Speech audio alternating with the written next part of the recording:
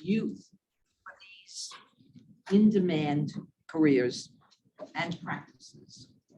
That it also, these jobs would advance economic mobility and could make the world a better place. In 2016, under the leadership of our Senior Vice President, Kristy Nguyen, EGE was created. And it was created to build a pipeline for the next generation of workers who would understand sustainability. We saw an opportunity to make a difference, and we wanted to ensure that young people from public schools and under-resourced communities were engaged. It's important because, like you, we realize without sufficient support for sustainability, the path we are on for environment seems similar to having a balloon launch. Our sustainability lifestyle, policies, and business practices will eventually demand a big payment that our children and our grandchildren may not be able to afford. It's up to us now to do something. WISE is optimistic. So many of our teachers, schools, partners are working together to share knowledge. They also work together to inspire students to learn and develop real-world relevant skills that students need in order to incorporate sustainability in their future studies, careers, and personal life. So a shout out to all of these educators, partners, volunteers, and funders who make EDGE possible. And a very warm thank you to our speakers and experts joining us today, sharing their knowledge as well as activities that can be used in the classroom. Enjoy talking with each other as we work together to advance sustainability education and motivate students to pursue fulfilling careers that also benefit the planet and communities. Of course, a special thank you to PricewaterhouseCoopers, PwC. We are so grateful to have PwC as partners. And you are going to hear from Jay Kaduson, who will officially welcome you to this conference shortly. I'd like to give you a little background on Jay. I've worked with him for about 4 years now, and he's very, very impressive. He's a principal of the financial services practice at PwC, and he leads the U.S. advisory wealth retirement, insurance asset management businesses. Prior to joining PwC, Jay was the head of enterprise relationship management at Metropolitan Life, where he had been the national sales director for MetLife's extensive retail sales organization. He began his career in financial services at John Hancock. He graduated from Muhlenberg College in Pennsylvania, and he received his JD from New England School of Law. Let's welcome Jay, who's joining us this morning from Boston. Jay? How are you? Can you hear me? Can you hear me well? Yes, very well. Fantastic. Good to see you, Jay. Good to see you, Phyllis. I really appreciate the intro, and I know that Drew and team and Claudia are doing a great job there. So Drew and Claudia, thanks for being on site.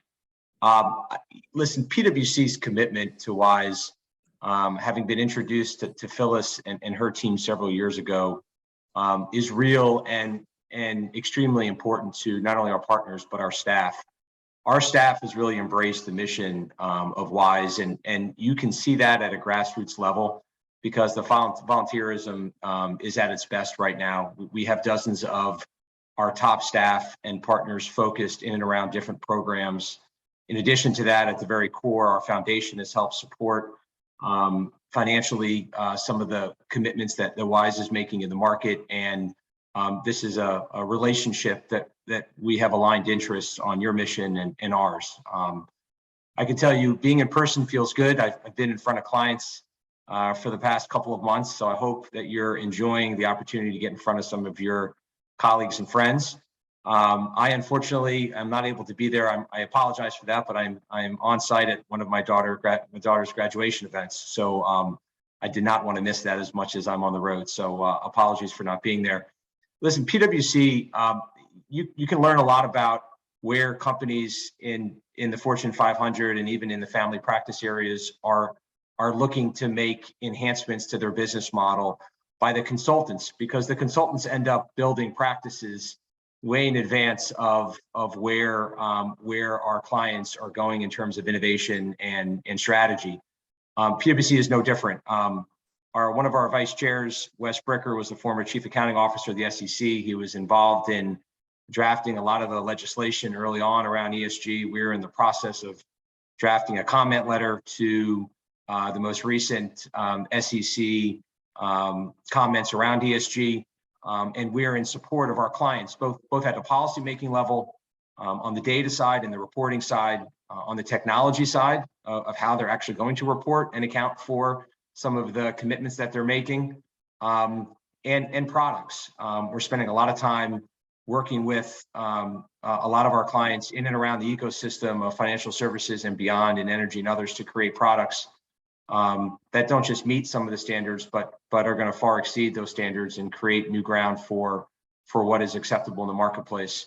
All the stakeholders, whether it be investors, employees, corporations, they're all asking for more. And I can tell you, it has to start with education, and everything that you're doing right now around educating our youth and thinking about how we create more of a storyline around not only what standards might get created by regulatory bodies, because they'll never meet where it needs to be to make a real impact going forward, but what do we do in educating our youth around the roles they can play in assisting, whether it be on the E, the S, or the G, because they're all extremely important.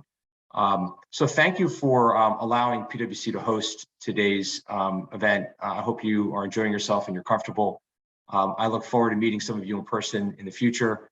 And Phyllis, thanks again for giving me a few minutes to welcome the team. I am actually very excited to now introduce Christina Kwauk, who is a social scientist with an interdisciplinary focus on education for climate action. She's written numerous articles. Hopefully you've had a chance to pull them up. Some of the recent publications include Who's Making the Grade on Climate Change, Education, Ambition, and Curriculum, and Learning for Climate Action. I've actually read those, and Christina, nice job. I have actually forwarded them to some of my colleagues for their review as well. She's an expert on girls' education in developing countries. Having 3 daughters in high school, I appreciate everything you're doing there, and in 21st century skills and youth empowerment, sport for development, and the intersection of gender, education, and climate change. Christina is the research director at Unbound Associates, which is a women-owned research-based organization that is dedicated to amplifying local voices and seeking out and engaging stakeholders. I am looking forward to hearing from Christina, and I will pass the mic over to you. Thank you so much, Jay, and thank you to Phyllis, as well as to WISE for inviting me here to provide some framing for this year's EDGE conference. I'm just gonna share my screen with you all. Just bear with me for a moment as I also set my timer here. All right, so kicking us off today. So in January 2021, when President Biden committed to tackling the climate crisis at home and abroad, he also committed to creating jobs and delivering environmental justice, especially to those living in disadvantaged communities that have been historically marginalized and overburdened by pollution and underinvestment. To accomplish this, President Biden established the Justice 40 initiative, to ensure that at least 40% of investments towards tackling the climate crisis and transitioning the country to a low carbon economy are targeted at disadvantaged communities. Importantly, the Justice 40 initiative includes a focus on training and workforce development opportunities that can help increase the participation of low-income, vulnerable, and underserved communities in well-paying green jobs. However, in recent guidance issued by the White House on implementing the Justice 40 initiative, there is little mention or role given to education and training institutions that must be mobilized in support of the education and training efforts needed for a just transition. This oversight is not surprising, however, given the tendency for climate strategies to neglect substantive engagement with the education sector. So why this oversight, and what might we as members of the education community propose when it comes to strengthening the role of education and training institutions and preparing workforce development pathways for a just transition? My goal today is to catalyze a discussion to help us begin answering this question. First, by framing the conceptual problems that are keeping us as a society from leveraging the full transformative potential of education to support a just transition. And second, by offering a framework, a system of education solutions that I like to call a new green learning agenda as a proposition for how educators and education decision makers might position themselves in creating the next generation workforce. So to start, how we frame the climate crisis matters, especially when it comes to defining our education and training solutions. Climate change is on the one hand a technical challenge. So due to human activity over the last century, the Earth's atmosphere now contains more greenhouse gases than it can naturally absorb, trapping heat and causing average temperatures around the world to rise. I think we all know this in this space today. And with the problem focused on greenhouse gases and especially carbon dioxide, the solution that follows— Oh, sorry, Christina. Yes. If you could just speak up, we're having a hard time hearing you in the live room. Thank you. No problem. I'll put, is this a little bit better? Much better. Okay, thanks so much. Okay, so with the problem focused on greenhouse gases and especially carbon dioxide, the solution that follows is to decrease the amount of greenhouse gases in the Earth's atmosphere by both removing existing emissions and mitigating against further emissions. One of the social adaptations needed is a transition from high carbon economies to low or carbon neutral economies, what many might call a green economy. The implications for the education sector then is to build a workforce with a specific capacities to support such a transition. But importantly, climate change is also a sociological problem or an adaptive challenge, which requires not just technical skills for wind turbine technicians and solar panel installation, but also new ways of being, thinking, and doing in the world. So on the one hand, we can frame this adaptive challenge as rooted in unsustainable behaviors at the individual level, so including one's consumption patterns, one's energy usage, lifestyle choices, and so on. The role of education then is to shift the individual's generic capacities towards those that generate more sustainable behaviors and innovations and ideas. This might include improving the individual's awareness of climate change and their knowledge of solutions like driving electric cars, recycling, or vertical farming, for instance. But the adaptive challenge of climate change isn't just a problem of unsustainable individual behavior. It's also one of human systems. So to this effect, if we conceptualize the climate crisis as a symptom of unjust social and economic systems, including policies that perpetuate environmental racism or economies that incentivize extractive and polluting industries, then the role of education expands to developing the transformative capacities of individuals and society to catalyze broader systems change for both social and climate justice. So each one of these conceptualizations is valid. The climate crisis is a technical challenge. It is an adaptive challenge. It's both individual and systemic. And just as there is no single solution to climate change, there is also no single educational solution for climate action. However, when leaders and decision makers devise their climate action strategies, they're primarily focused on one aspect of the climate crisis, mainly greenhouse gases, and therefore one pathway of solutions, mainly here, closing the emissions gap. So in other words, they're focused on closing the gap between the projected level of greenhouse gas emissions under business as usual and the level of emissions reduction that are needed to achieve the 1.5 degree target. This is where you'll see policy discussions about decarbonization and the transition to renewable energies and a green economy. But what you're unlikely to hear among policy discussions is the urgent need to close the education gap, or the difference between our levels of climate knowledge and green skills and climate consciousness under education as usual, and the level that these need to be increased to in order to achieve our climate mitigation, adaptation, just transition, and sustainability goals. So here on the left are some of my calculations of global survey data conducted by Plan International last year, highlighting the gaps in climate change education content that young people reported learning in schools.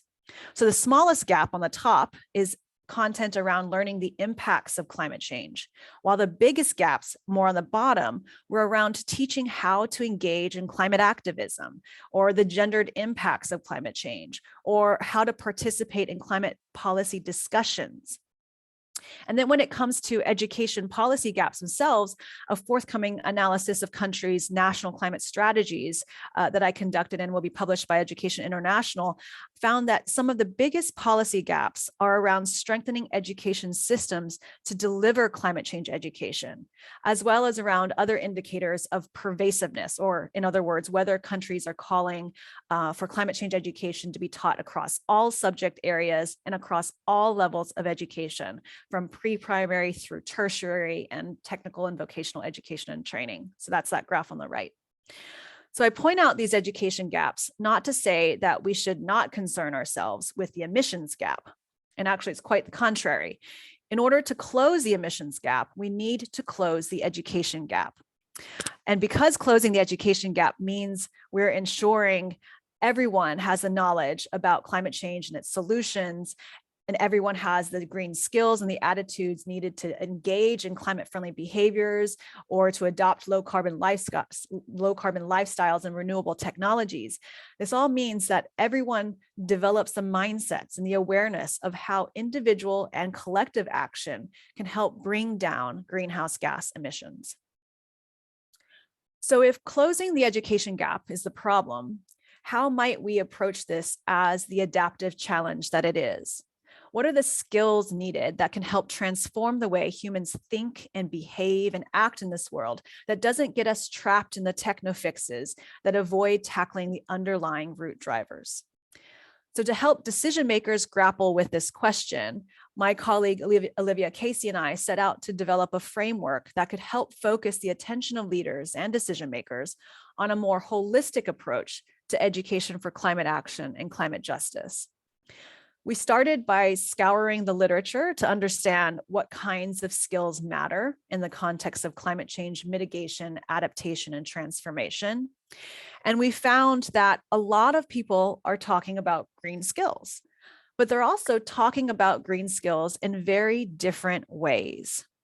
So we wondered if we could synthesize these into an understanding of, or a framework to help educators design more transformative programs that not only build green skills, but also help to transform society. Sorry, here we go. And so we came up with this green skills continuum, where the way people talked about green skills generally coalesce around two particular but overlapping paradigms. So on the left side are skills that fell under a green jobs paradigm, or the specific capacities needed to thrive in green jobs in a low carbon green economy. So these are skills like environmental management or project management, STEM skills and science, technology, engineering, and math, and ICT skills, information, communication, and technology. These very quote unquote hard skills or technical skills.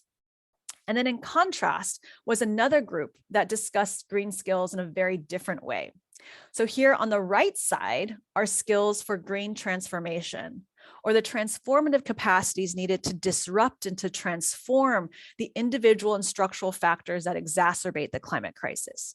So skills like integrative thinking or systems thinking, or the ability to analyze and navigate unequal systems of power, collective agency, political agency, collective action. And then shared between these two paradigms of green skills in the middle column are what we're calling green life skills, or in other words, the generic capacities that build quote unquote greener ways of thinking, being, and doing. So skills that some of you may refer to as soft skills or socio-emotional skills like critical thinking, problem solving, communication, empathy, personal leadership, open-mindedness, and so on. So what you might be noticing is how these skills can also be situated by types of educational institutions, with your more technical skills and technical fields congregating along the left, and perhaps your liberal arts institutions or your social sciences on the right. But as I mentioned earlier, the question is how we might begin to move towards a goal of building all three types of green skills, this breadth of green skills, rather than segmenting these skills by institutional type. So to help us think about that, let me introduce the framework underlying our new green learning agenda and how it conceptualizes the breadth of green skills needed for climate action and climate justice. So it starts from the position that how we frame the problem underlying the climate crisis shapes our educational pathways. So whether we conceive of it as a technical challenge or as an adaptive challenge, whether we conceive of the source of the problem as an issue of greenhouse gases or as unsustainable human behaviors or as a system of unjust social and economic systems, and whether the vision of the solution is a just transition to a green economy or the development of more sustainable behaviors or to the transformation of more equitable systems. So it allows decision makers to deliberately consider this continuum of green skills that are needed to fuel a green economy and climate justice, from the specific to the generic to the transformative capacities that are required to increase our collective resilience and adaptive capacity. So the skills that I mentioned earlier in the green skills continuum. So as a heuristic, this framework enables policymakers and stakeholders to gauge where their institutional leanings are, or their training programs, where they're located on an incremental journey towards a more holistic approach to education, training, and workforce development that's oriented towards enabling climate action and achieving climate justice.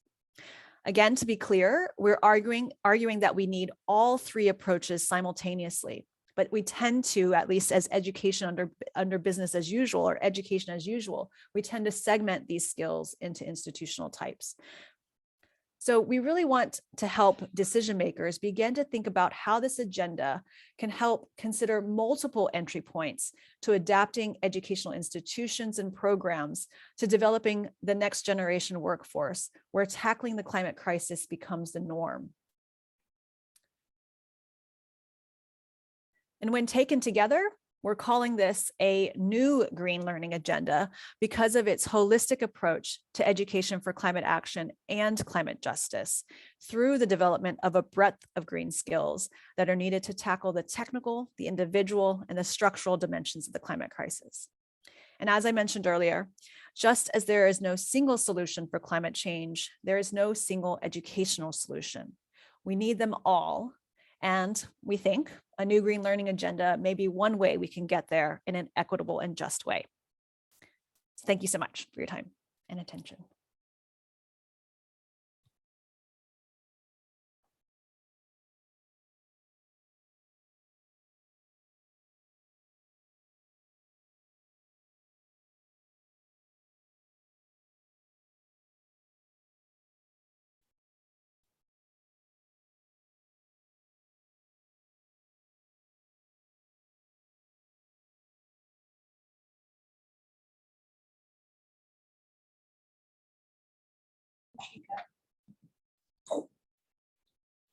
You can ask the question, she'll be able to hear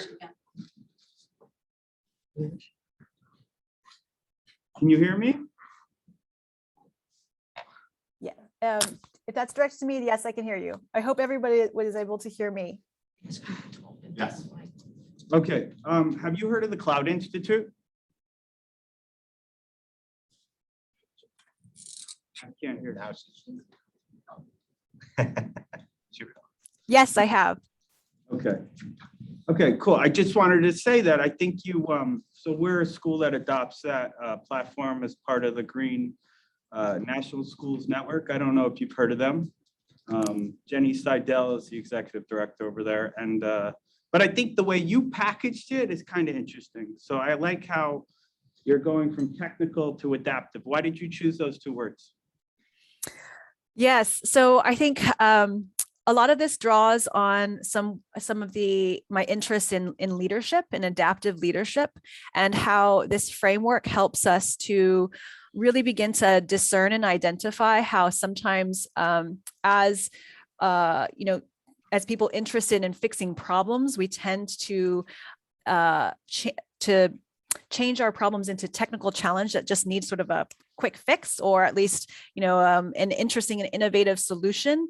And sometimes that doesn't necessarily get at the underlying problems that are generating the issue. And so within literature on adaptive leadership, this really is all about kind of shifting our mindsets and our way of thinking about the problems. And then that gets into, at least goes into a deep rabbit hole around thinking about the underlying drivers and systemic issues of our present problem with, the climate crisis in this case, and how that opens up the door to really beginning to think about transformative systems change, and tackling some of those root drivers. Thank you for your question.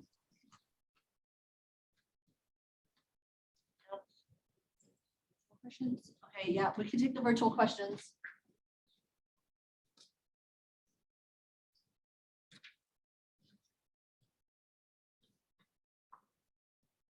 Christina, if you have, I don't think we have any virtual questions at the moment. Are there any more questions from the live audience?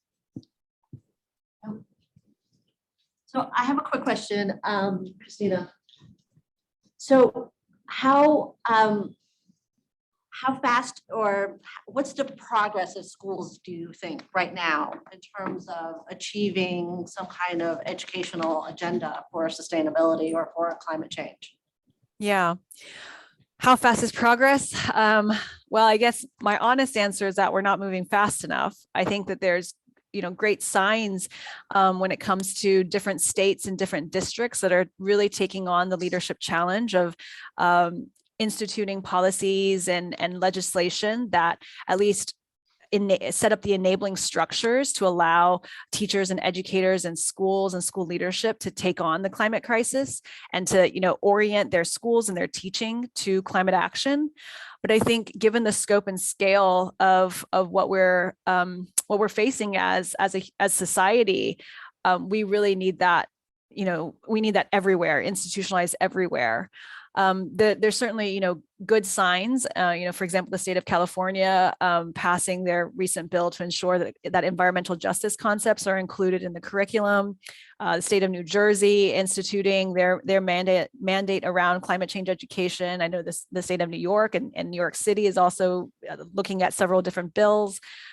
These are all really great and great indication, of folks really catching on to the need to start pivoting their attention. But I think, we need this everywhere. We need, broad scale up in terms of this kind of attention. And I think the more that we can talk about this within education settings and education policy discussions, not sort of circle around the cone of silence, I guess, then I think the more we can get this at the pace that the crisis requires. We have one more question. Hi, Dr. Yes. Kwauk. I'm just curious, in your ideal world, what this looks like. Like, is this concepts that we're putting interdisciplinary across all subjects, across all grade level, or would the ideal be like a class that every student has to take that covers all of these concepts within one required course? Yeah. Well, I mean, I think we need anything we can get. So if that means a course or an after-school environmental club, do it, but we absolutely need this to be completely mainstreamed and integrated across all subject areas, across all levels of education. So thinking about this as sort of, again, the sort of piecemeal approach is not going to get us to the scale of impact needed. We need this to be fully integrated in our education systems.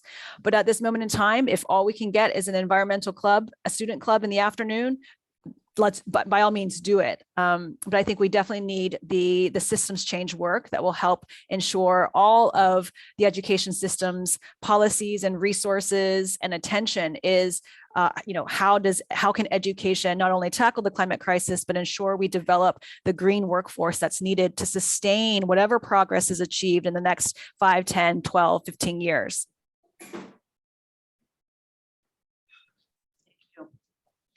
There's a virtual question in the chat. Can you speak more to the importance and use of risk management process in quantifying impacts and identifying and acting on root cause solutions? I think I heard that question. So it's about risk management and how that can be leveraged. Is that right? Yes. Yeah. So I think one of the things, and this is something that I've been just recently thinking about, is how the climate crisis itself shifts all of our sort of environmental factors that we tend to take for granted, stability, predictability, and so on.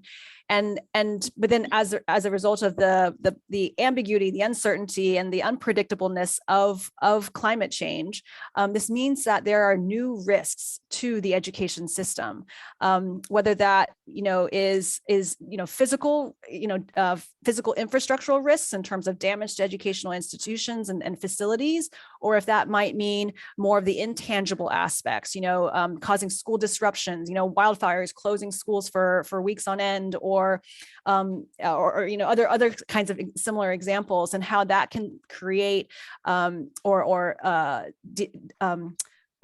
take away sort of the important socialization function of school. So those intangible aspects and that serve the well-being and mental health of students. So I think we have to begin to think about risk for the education system in ways that are not just risks of, perhaps, ineffective or low quality of educational processes and how that impacts learning outcomes. We have to begin to think about how the environmental changes that are happening as a result of climate change create and pose new risks to the continuity of our education systems. It also means thinking about the potential skills mismatch as well when it comes to workforce development. What are the risks of, focusing on particular kinds of learning outcomes that may have been relevant for our industrial revolution or industrial era, but not necessarily are fit for purpose in a climate era. So I think there's multiple ways of thinking about risk in this context, and that people who specialize in it should certainly be brought to the table. It's not something that I have expertise in, but certainly something that I think should raise our attention as one reason why we need to think about the multiple ways that the climate crisis impacts our processes as a sector, as well as the sort of the intangible aspects as well. Thank you. And last question, one size doesn't fit all in climate education. How can we determine the climate change education standards needed for designing the curriculum? And who should be involved in designing the climate change standards? Yeah, that's a really, really deep question. Well, first of all, teachers should definitely be part of that process. Teachers and students and community members. The tricky part, and as this person rightfully said, is that climate change education cannot be a one size fits all. climate change impacts are incredibly local because they exacerbate and worsen very localized risks and vulnerabilities. And so if you were to develop a climate change curriculum for a whole of state, there's the risk of not capturing environmental injustices that might affect particular communities more so than others. And so it really becomes an important sort of iterative process where there may be standards at a state level or at a district level that need to be met in terms of learning outcomes, but that teachers and community leaders be given the flexibility to orient and localize that content to local contexts, and thinking about how to apply perhaps universal concepts in climate change, but really think about how to highlight the local problems and the local vulnerabilities and the local impacts that climate change has. We know from research, for example, that learning about climate change as some sort of distant, unrelatable kind of issue makes it very hard to figure out what to do, and oftentimes leads to a lot of eco-anxiety. But if we can localize this teaching and really bring in local experiences with climate change, it allows for more ownership, more relatability, more empowerment, and more action to happen. So there is a balance that needs to be made in terms of developing standards that teachers, students, and community leaders and climate experts should weigh in on, but that there also needs to be an empowered local process that enables teachers to really contextualize that. Thank you for the questions. Yes, I think that's all of our questions today. Thank you so much for your presentation. Thank you so much for your time and attention. And sorry about the volume challenges. No problem at all. We'll now be moving on to Chris. Thank you so much, Christina. I mean, I think that's so amazing.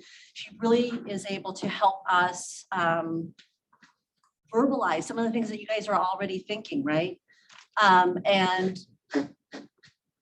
she, I hope, really gives you a feeling of empowerment, because I think that at this point with sustainability education, it's the teachers, it's the leadership that teachers are pushing forward that will make the change. Because I think that sometimes at some higher level, we are not really thinking about what's going on in the classroom, and what you're doing is making those changes possible.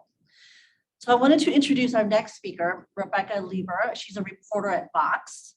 You, as teachers, you know Vox, right? If you don't know Vox, you might have heard there are other media platforms. It's SB Nation, Eater, New York Magazine. So that's part of Vox. They also have a series on Netflix right now called Explained. And I think of Vox as kind of like journalismpedia. So it's kind of like what's going on now, some relevant concepts and things that we all care about, but with some context. So we've all heard a lot about the Biden infrastructure bill, but what does that really mean for us? And so I invited Rebecca to come on to help us provide get some of that context of how that bill can impact your schools, your lives, and your students' lives. So Rebecca. Hi, everyone. It's so great to be here. Thank you for that wonderful introduction. And I guess just to get started, to tell you briefly a little bit about myself, I am talking to you from Washington, D.C. today, where I live and work, have covered climate change and the environment for over a decade now at a number of different outlets, and now, of course, work at Vox, where we bring context, explain the news, try to deepen our audience's understandings of issues, especially climate change. So I will share my screen,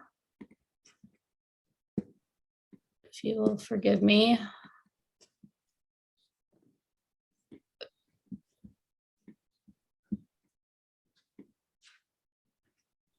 Okay. So we're going to talk pretty briefly about a very big topic today, the infrastructure law. This goes by a couple different names, probably most commonly known as the bipartisan infrastructure law. So I'm going to go over what's in it, what's not, why it's important to pay attention to what's not in it as well, and what that means for energy and the climate. So there's going to be a lot of information here, and I'm going to try to move through it quickly so we have plenty of time to dig in with questions. So just at a glance, the infrastructure law, commonly called $1 trillion in spending for infrastructure. Now, the actual slice of the pie, that's new spending that was not already appropriated by Congress, is actually a bit smaller. It's $550 billion, and that will be spread out over 5 years. There's a lot in it, but the parts that are most relevant for climate change and the environment have to do with improving the electrical grid and transmission lines, and that helps to carry electricity to places like rural communities. It improves basically the grid's capacity to carry renewable energy. There is funding for public transit and Amtrak. This is sorely needed funding that helps both with maintenance backlogs, but also with new rail lines. There's funding for helping communities build resiliency to climate change. That's like raising roads to deal with flooding in coastal communities, but also funding that helps with wildfire management. We know we're in for increased wildfire seasons because of climate change, and this is funding that has been critically underfunded over the years. And last, I will talk about the environmental pollution that this cleans up. There's a lot here for environmental justice priorities and racial justice, like removing lead water lines and cleaning up abandoned mines. So yeah, just to give a little bit more specifics on what some of the environmental provisions look like. So there is funding for electric vehicle charging stations. This has been a big talking point for Biden. Just to note that this is going to be a theme throughout what I present here. The amount that is allocated in the bill is a lot less than what advocates had hoped for, what even Biden had hoped for. So while a lot of this is a start, it is not solving the problem. It does not mean every highway will have tons of electric vehicle charging access. There's funding to electrify buses instead of running on diesel, but it is far, far less than what would be needed to electrify, for example, the nation's school bus fleet. There is also an interesting provision in here is money to electrify equipment at ports and waterways. And I think this is something that I just pull out because I don't think we think about all of these transportation options as running on polluting energy, but and running on pollution, but a lot of equipment, industrial equipment, transportation runs on diesel, which is very damaging for the lungs. Actually, 95% of the nation's school buses run on diesel, which there are studies that show how that impacts school children, especially ones who live near busy roads. So there is some funding to electrify school buses, things that do clean up the air. And while there should be some more for that to actually fully address the problem, it's a start. So some other pieces of the infrastructure bill that I find very interesting and show how environmental justice comes into play here by addressing legacy pollution. There is this historic $1 billion to help communities that were cut off by highways and disinvestment and truly impacted by that, reconnecting them, whether that means overpasses, walkways, removing highways. So that's a really interesting provision. like I said, a big piece of this is removing lead piping, far less than what's needed. Same goes with putting more funding into cleaning up pollution sites that were left by industrial operations. So that includes Superfund and brownfield sites. We also have a huge problem in this country with abandoned oil wells and coal mines that companies are not required to clean up through a pretty backwards process. So this is pretty big that this starts to fund cleanup throughout states to address and reclaim these abandoned oil wells that are actually leaking pollution both in groundwater and into the air. Climate pollution also can come from these abandoned wells. So I already mentioned this electrifying school buses, which I think is especially relevant to this audience, but so those are just kind of an overview, which happy to dig into more with questions if there's interest. So I think it's just as important to talk about the climate policies and environmental policies that aren't in here, because this, of course, was kind of portrayed as one half of a larger package of proposals. So this is the bipartisan infrastructure law. The latter half was known as Build Back Better. That is also has been going by several different names these days, but that has not passed. That is actually, when we talk about what is the climate bill, the Build Back Better reconciliation bill was the bulk of environmental funding. So I think it's important just to note that the infrastructure law there leaves out some very key priorities for climate change, namely cleaning up the electric sector, which is really important if we are going to slash pollution in half by 2030. The electric sector, which you can see in this pie chart I have here, is responsible for a significant portion of US pollution. It's also important to clean up that sector if we're going to clean up other sectors, because once you're plugging in an electric car, you want that car to be plugging into a clean grid. So the law does not include clean energy tax credits. It also doesn't include pretty important electric vehicle tax incentives. While there is funding for EV charging stations, we for most Americans, an electric vehicle still is too expensive for them to purchase, and that's where the tax incentives become really important to bring down that cost. There's also, if you remember from the campaign, the civilian climate courts got a lot of attention, to having funding for training programs for clean energy workers and climate jobs, and that is also funding that is not in here. There's also, just as important as the transportation and electricity sector are for climate change, so is the building sector and housing. And that is also funding that does not get a ton of attention in the infrastructure law, things like retrofitting buildings so they run on more, they are more energy efficient, or switching buildings from gas to electricity. Those are priorities that are left out here. So basically to like help drive that home, this is a little bit complicated of a graph, but just gives you an idea that when it comes to climate change, the infrastructure law is not doing a ton of heavy lifting to get us to the climate goals that we need. So the dotted line shows that 2030 goal of slashing emissions in half that Biden has set out. And then you see our current trajectory, and it is just a small drop in the bucket, basically, from what the path we were on before the infrastructure law and where we are currently. So there is still this big gap that needs to be filled, and that is where the Build Back Better proposal was supposed to come in, if it does pass, to close that gap.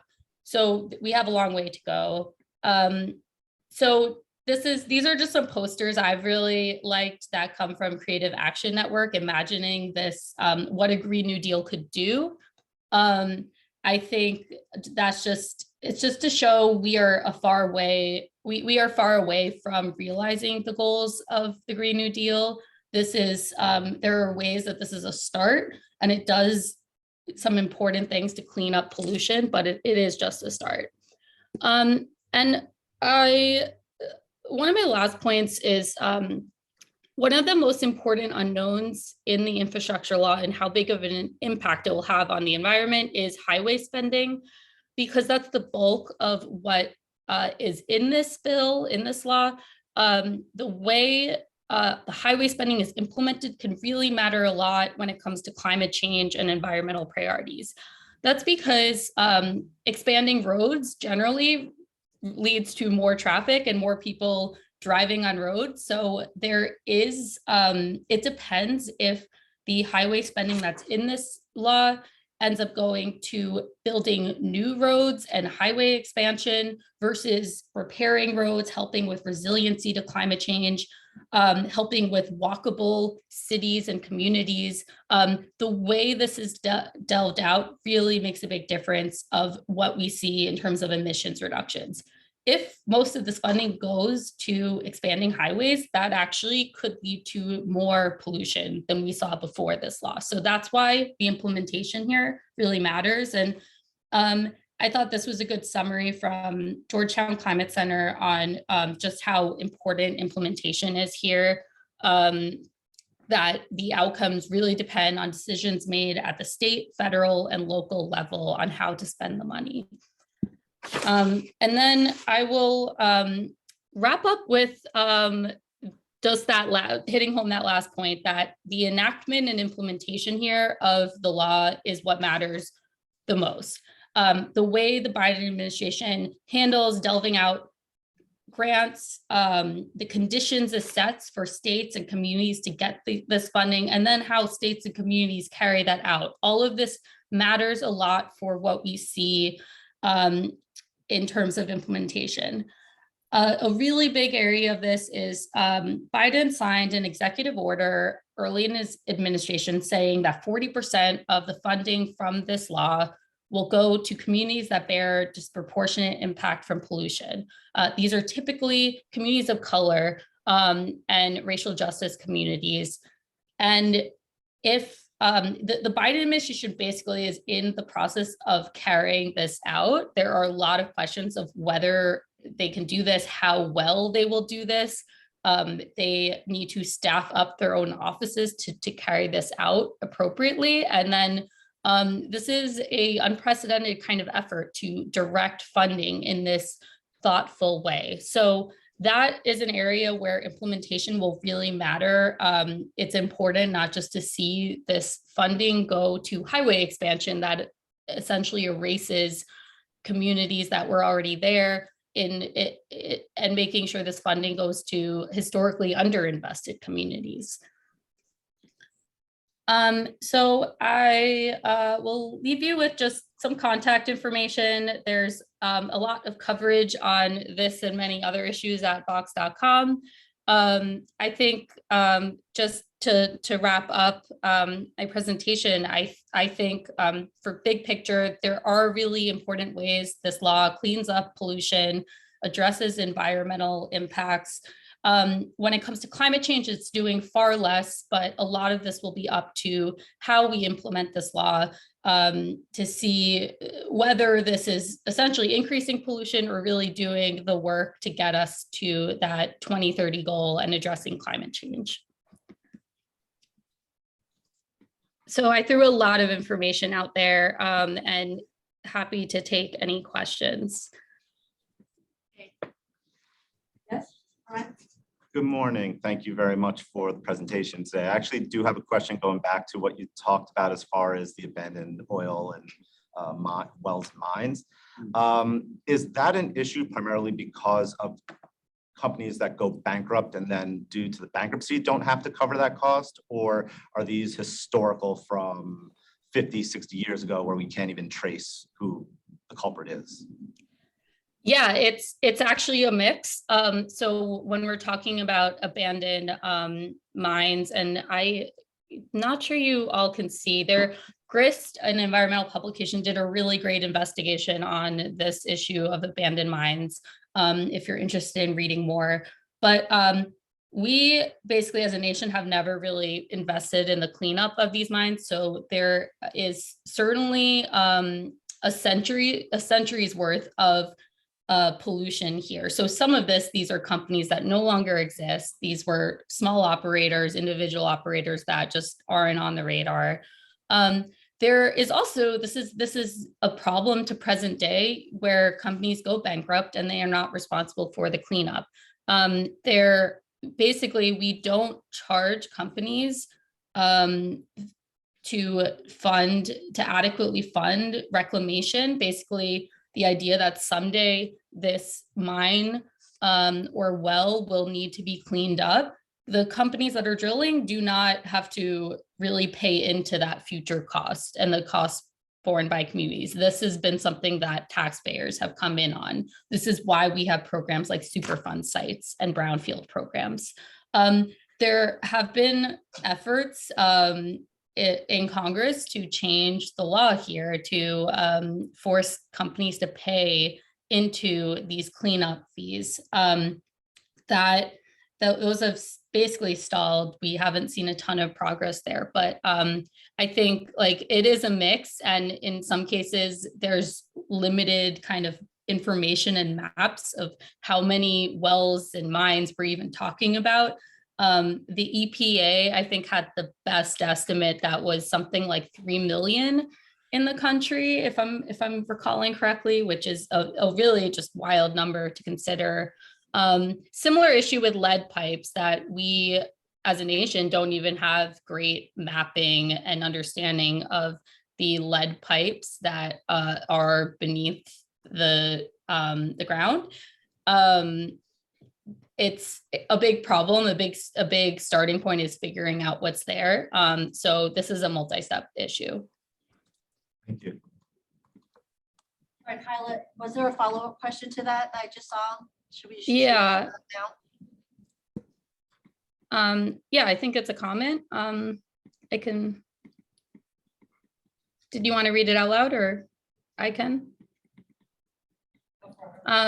So this is a comment from Deborah on mines are not necessarily abandoned. They are often purchased, held by foreign companies. They hold on to them in hope that it may be reopened if the price of commodities rises sufficiently to make mining the slight bit profitable. Yeah, this is certainly a piece of our mining landscape in the country, with speculation and kind of this is a big issue with leasing, actually, on public lands, that speculators will often sit on those leases waiting for the price to be right.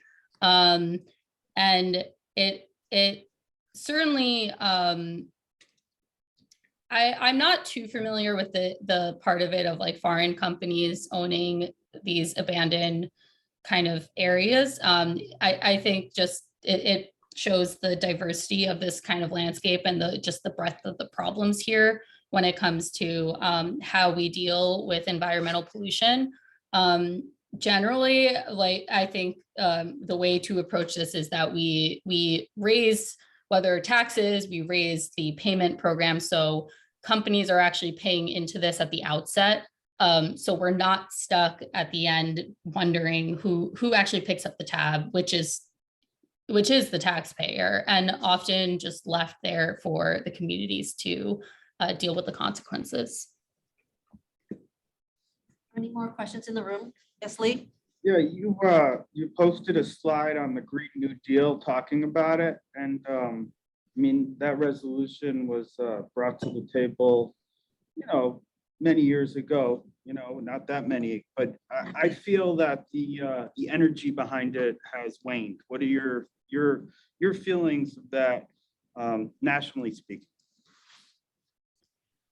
Yeah, I think so. Green New Deal was always more of an idea and a rallying cry than I think a very concrete plan. The resolution that was passed in Congress, it lacked a lot of the details of that you would actually see in legislation. Like you said, this was an energy behind an idea. The original kind of vision for Build Back Better and this accompanying infrastructure bill was actually, in a way, the realization of some of those hopes. It wasn't everything that Green New Deal advocates had hoped, but it was supposed to be realizing this into law. The Build Back Better, which is that latter half I said has not passed Congress, that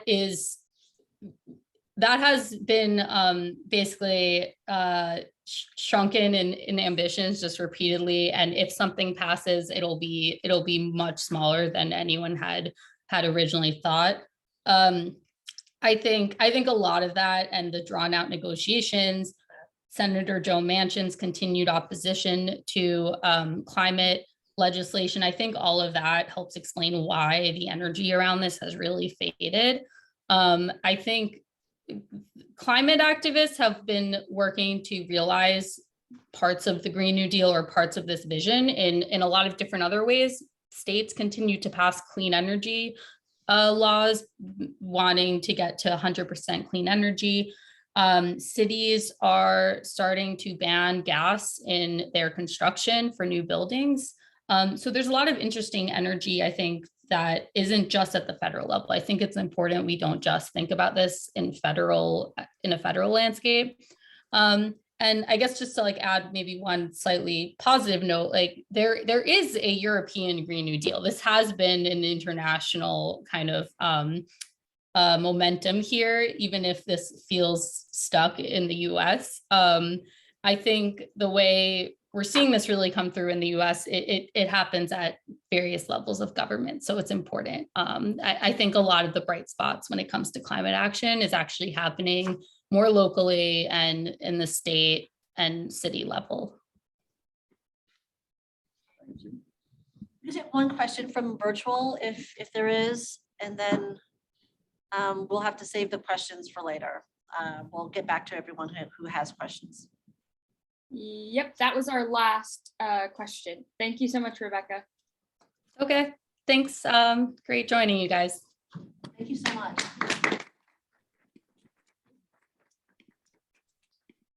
Okay, we're going to take a quick break. So if you need to use the restroom or anything like that, we're going to set up for our fireside chat, and then we'll be back. Okay, so should be back. I don't even know what time it is right now. It's 11:05. Okay, so you have like 3-4 minutes. Okay. So do you go by doctor, professor?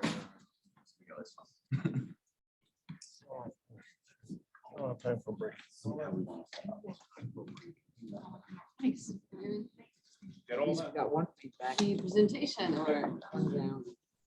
No, yeah, that's actually what I'm working now.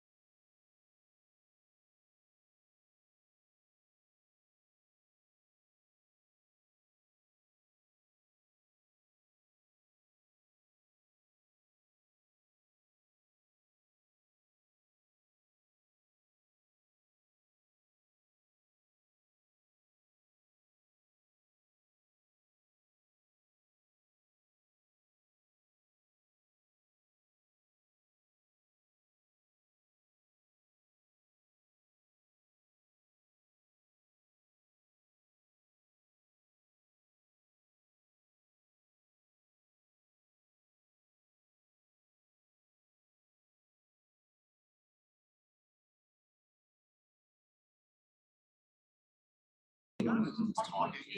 Everything sounds the same. There's no like depth perception to the volume, so you don't know who's talking where. But when it's just one or two people talking, it's totally fine.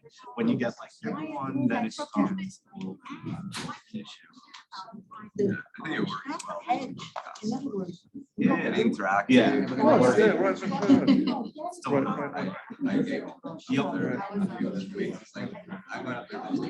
I think it's tied to abortion, legalizing abortion. You know, it's tied, it's tied.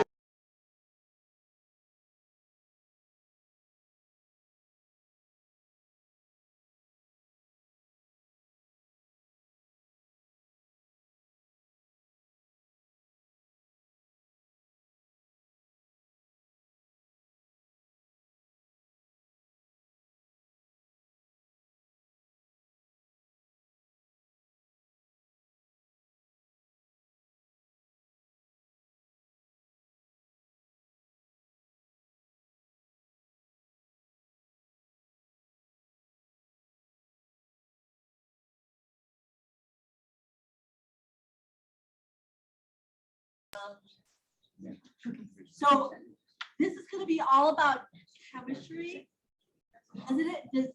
Who here thinks that's like fun and interesting? But guess what? These guys are gonna make it fun and interesting, and you're gonna learn so much that you're going to be excited to talk to your students about that and about chemistry and being a chemist and a chemical engineer, and be so, you know, excited about STEM that the next day they're gonna like go out there on the internet and just research all this stuff. No, just kidding, but we're gonna get there someday, okay? All right, so without further ado, Sam just left the room, so Sam, are we on? Yes, that's great. Okay, all right. Yeah. Want to do some introductions? Sure, I'll give a quick introduction. My name is Brian Deutsch. I am a chemical engineer from training in school. I've been an environmental engineer working at Con Edison for the last approximately 15 years. Currently, I'm environmental health and safety manager in Con Ed's STEAM operations organization. At Con Ed, I've also helped develop a sustainability ambassadors program, sort of a grassroots sustainability club almost across Con Ed. And I was also a former chairperson of the local section of the American Institute of Chemical Engineers, where I helped put on lots of content regarding energy. The first time oil hit $100 a barrel, we had a big topic and big conference on $100 oil, and then it's gone down and gone back up again. So it's always fun to see. So no, this is, I've also been helping out with EDGE for the last couple of years, going into classrooms and assisting in that discussion on sustainability and intersections. Miguel? I'm Miguel Modestino. I'm a professor of chemical engineering at NYU. I've been at NYU for 5 years. We just recently launched a sustainable engineering initiative in the engineering school of NYU, which is in downtown Brooklyn. Where we're really trying to focus on coming up with those solutions that are needed from the technical point of view. It's really a pleasure to be here. This is a fantastic program.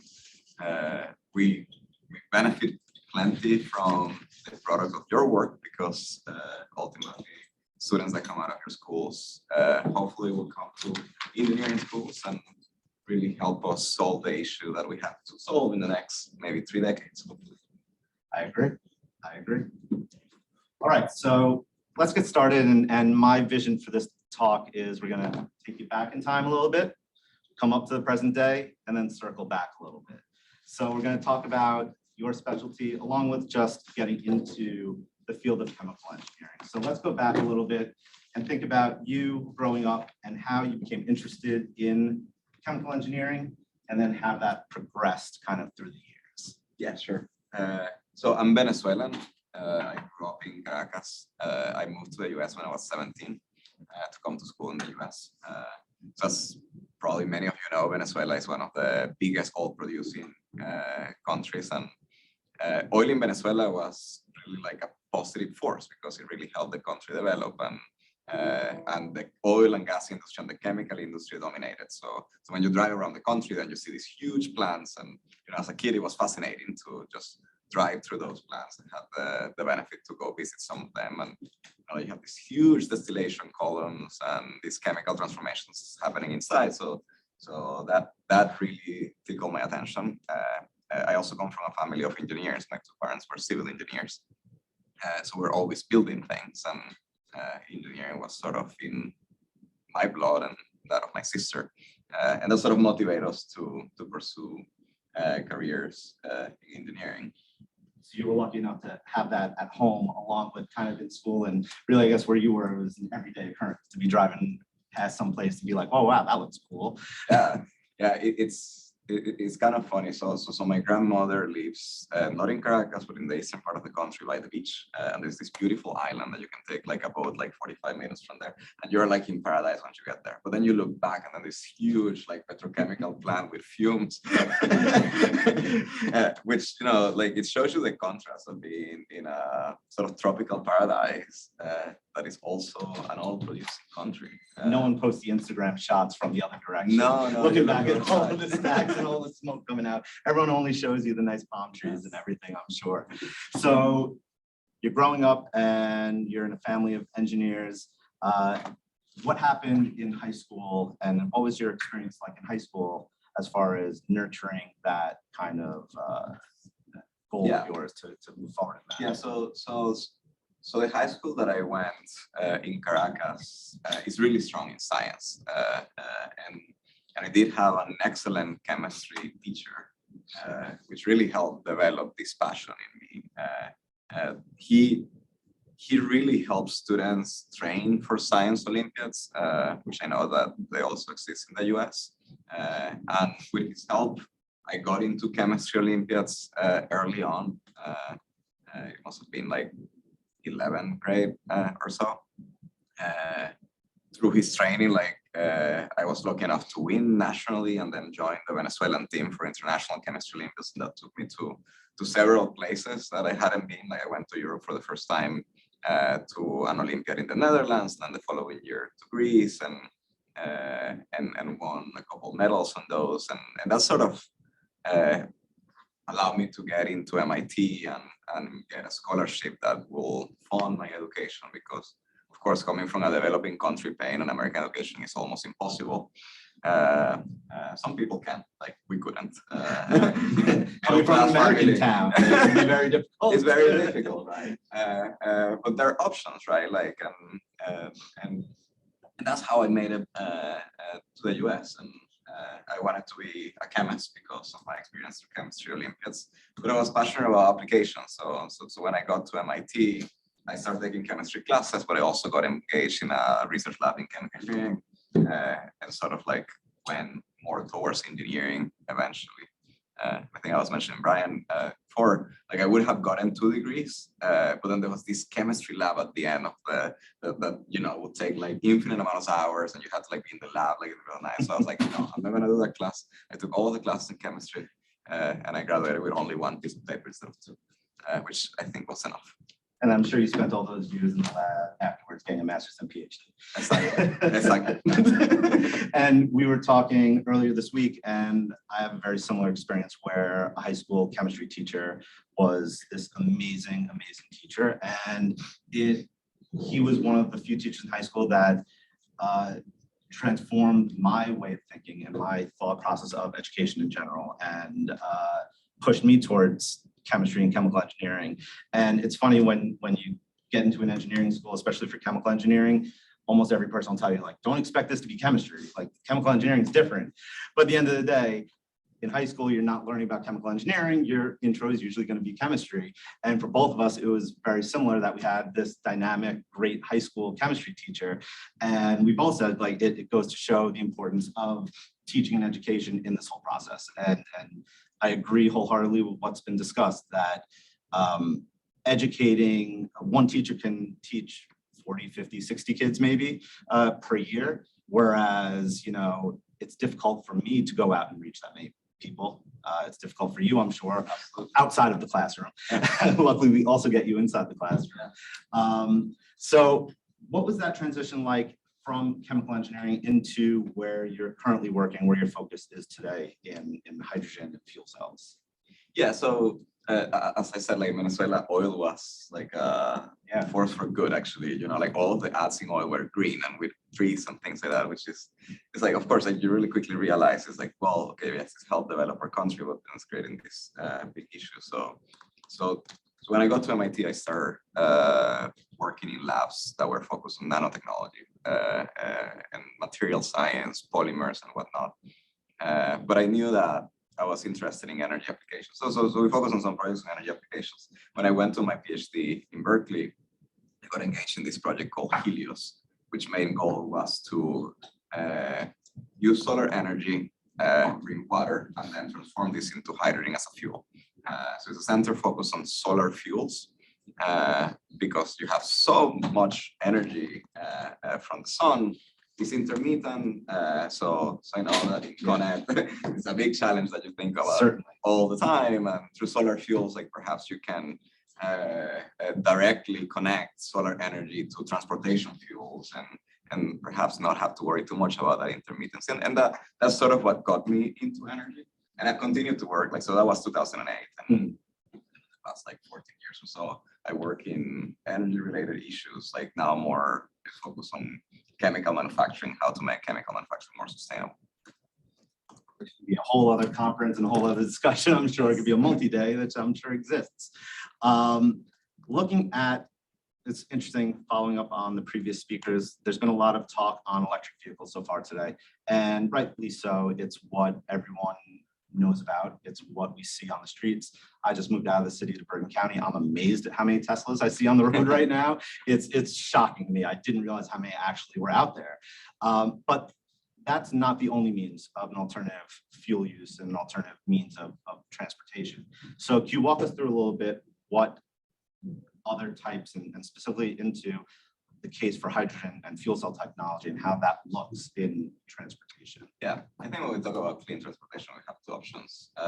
Batteries, which, you know, have become, starting to become mainstream, and you see all the car ads, like, you know, promoting electric vehicles, which is beautiful to see. Like, I didn't believe that this was going to happen this fast, and this is great. And then there's hydrogen.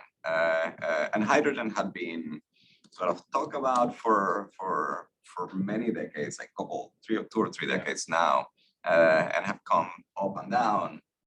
When I was doing my PhD, like we're really trying to push the envelope for hydrogen. Cars that run on hydrogen, they usually use fuel cells. Fuel cells are these devices that you take hydrogen and then you make electricity out of it, and then you can run an electric motor, similar to the motors that are in Teslas. The difference between a battery vehicle and a fuel cell vehicle is that in a battery vehicle, you have a battery that produces electricity that runs your motors. In a fuel cell vehicle, you have a hydrogen tank. Then you have a fuel cell that transforms that hydrogen into electricity, and then you run your electric motors with the electricity that is produced. So those are the two options. Like we can talk a little bit about like why perhaps we see more battery cars than fuel cell vehicles. I don't think you see much fuel cell vehicles here in the city. Definitely not. When I was in Berkeley, our buses run on hydrogen at that point. And the challenge that I think hydrogen faced, although there was a big push, especially from Asian car manufacturers, was this chicken and egg problem, where you didn't have enough cars in the road to really promote the development of an infrastructure that could distribute hydrogen as a fuel, and you didn't have an infrastructure, so like you couldn't get cars in the road.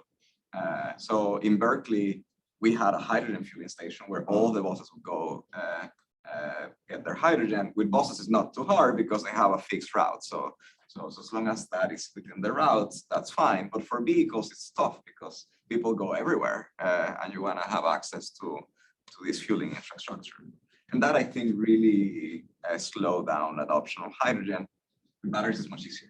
Yeah, you can plug them in. Everybody have access to electricity, and thanks to Connect, hopefully, this electricity will continue to be reliable once we have close to 100% electric vehicles. Yes, and Con Ed's goal is definitely 100% reliability, and also working with the city and local municipalities on finding more ways to make it easier to plug in places. Yes. It's interesting to hear you say that, because it's the same problem though that electric vehicles faced for a long time, not thinking about everyone having a home base to plug in at the end of the day, but it's still the problem that some folks are having in their heads of while I'm driving.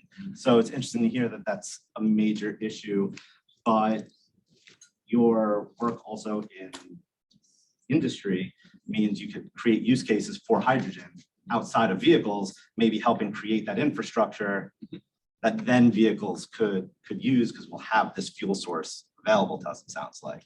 Yeah, no, it's true. Like, so hydrogen is not only used for fuel cells, actually it's not used very much for fuel cells because there's not that many fuel cell vehicles. It's primarily used in manufacturing. And there's many chemical processes that use hydrogen as an energy source and also as a chemical component that goes into the chemical process itself.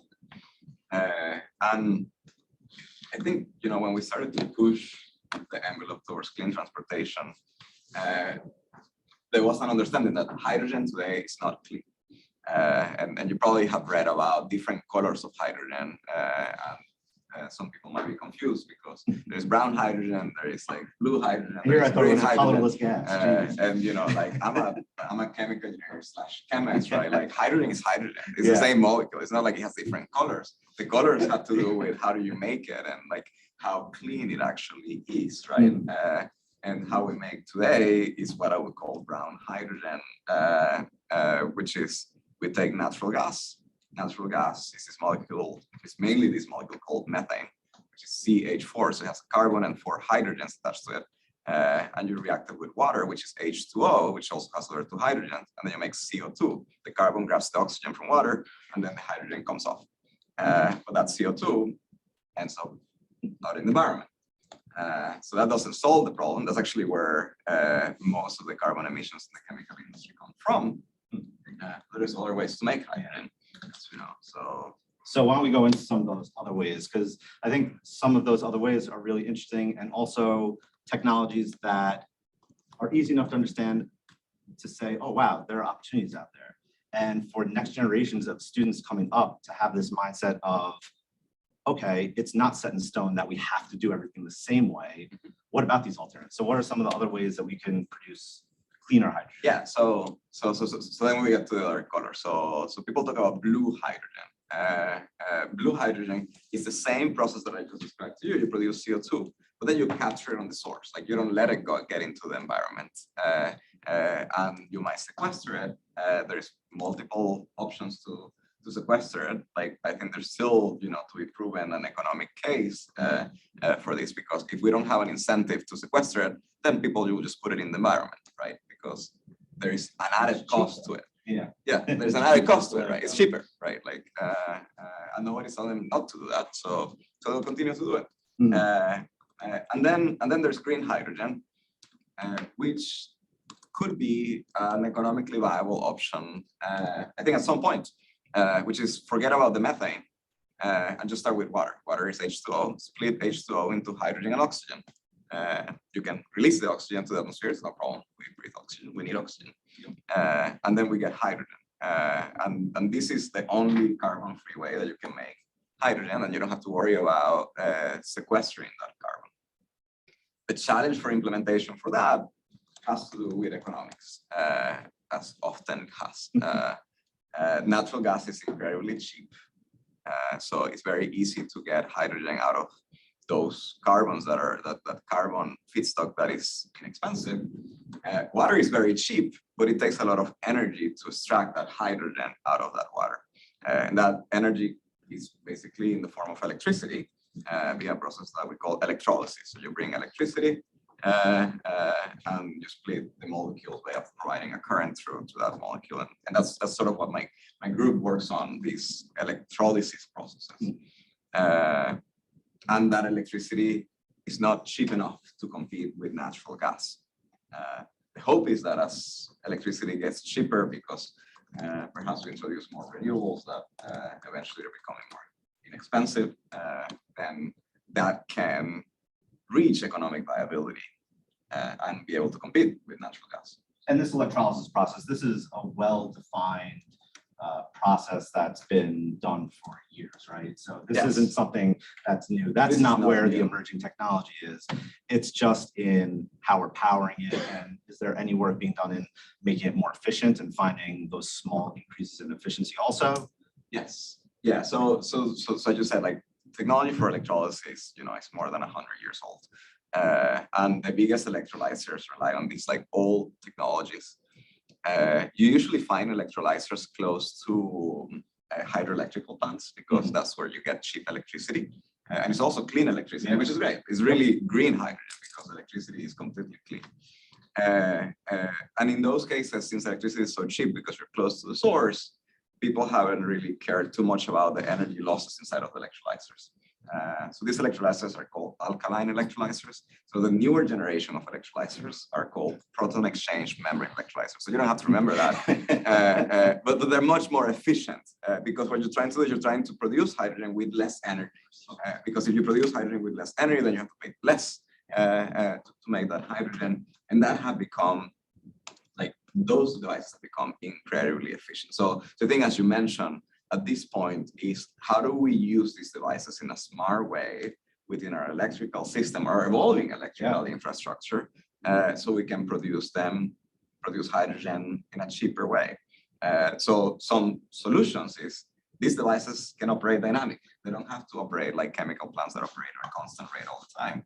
So you can imagine having a scenario in which when the price of electricity are low, perhaps in the middle of the night, or if we are in a grid that is very rich in renewables, maybe in the middle of the day when you have a lot of production, you can run these electrolyzers, produce hydrogen, you store in a tank, we know how to store in a tank, and then use it when you need it. And this gets you to things that are important in the overall energy ecosystem when we go to fully renewable, which is seasonal storage, because we get plenty of sun in the summer, not so much in the winter. So you have to be able to save that energy from the summer to use it to heat your homes in the winter, for example. And hydrogen allows you to do this in a much better way than batteries, because, try asking a battery to hold your energy from August to December. I agree. And just to make sure everyone's aware, that idea of cheaper electricity at certain times of the day, that exists right now. And trying to find ways to use more electricity in the overnight hours, or there are some parts of the country absolutely where the sun's shining and it's like, well, what else are we doing with this? We have too much, which isn't good for a system either. So from a reliability standpoint, absolutely, that's a home run. To have another way of storing energy to be used later is tremendous. And I think finding applications and thinking differently about the grid as a whole is something that folks who've been in it for 30, 40 years, it's more difficult for them to do. People who are coming into it and who are living right now and growing up, they have an opportunity to say, wait a minute, why do we have to be doing it this way? Why can't we also think of it that way? So that, I think there are more opportunities than people realize to come bring ideas to the table. Now, shifting slightly to, there was some conversation on risk earlier, and maybe we can dispel some myths or talk a little bit about the kind of elephant in the room, and that idea that hydrogen is extremely dangerous and extremely flammable. And if we went to a system on hydrogen, you're going to have these explosions like you see in the movies around the clock on the news all the time.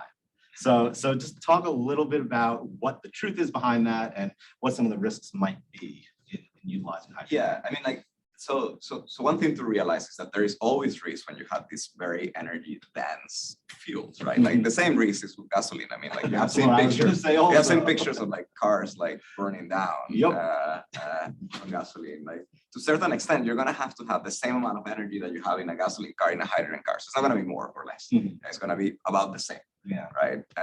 The difference is that instead of having a fuel that is liquid, it's gonna be a gas fuel. And is hydrogen explosive? It is. Is gasoline explosive? It is. The main difference is that the explosion in hydrogen goes up. The explosions, when there's a gasoline drip, it goes down. So there are inherent dangers of any type of fuels, and we also have this with batteries, right? Yeah. Like it's like you've seen in the news, like batteries can fight. Same problem. You have the same amount of energy that you have with gasoline in a battery. It's all compact, So if you don't control it, then it can get out of hand. Yeah. So what is the danger of hydrogen? Hydrogen is explosive. So if you mix hydrogen with oxygen and then you turn on a flame, then it explodes. Tanks don't mix hydrogen with oxygen. Gasoline tanks don't make gasoline with oxygen. Tanks that we have built today for hydrogen vehicles have very low permeability for hydrogen. So hydrogen cannot get out of the tank in a similar way that gasoline cannot get out of the tank.